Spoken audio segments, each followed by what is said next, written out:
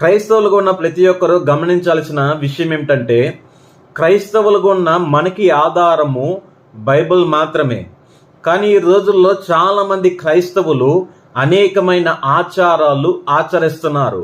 ఆచారాల గురించి బైబిల్ ఏమని తెలియజేస్తుందంటే, మత్తయి సువార్త 15వ అధ్యాయము 3వ వచనంలో, మీరు మీ పారంపర్య ఆచారాల నిమిత్తము దేవుడి యొక్క ఆజ్ఞను ఎందుకు అతిక్రమిస్తున్నారని అక్కడ వాక్యం అనేది స్పష్టంగా తెలియచేయటం అనేది జరుగుతున్నది. ఈ రోజుల్లో క్రైస్తవులు అనేకమైన ఆచారాలు ఆచరిస్తున్నారు.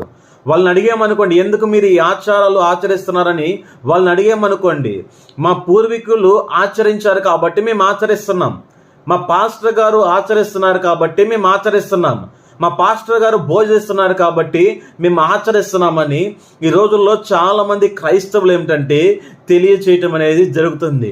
క్రైస్తవులకు ఉన్న ప్రతి ఒక్కరు గమనించాల్సిన విషయం ఏమిటంటే, ఇదిగో బైబిల్లో స్పష్టంగా ఒక మాట సెలవిస్తుంది.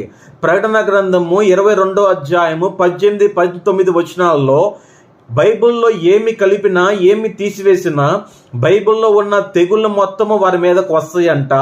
ఇంకా పరలోక రాజ్యంలో కూడా చోటు ఉండదని వాక్యము స్పష్టంగా తెలియజేస్తుంది.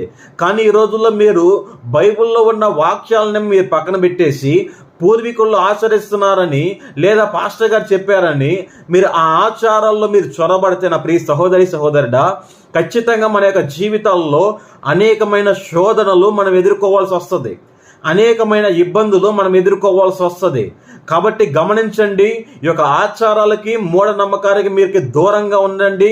బైబిల్ ఏమి తెలియజేస్తుందో ఆ సత్యములో ప్రతి ఒక్కరు వెంబడించాల్సిందిగా కోరుతున్నాము.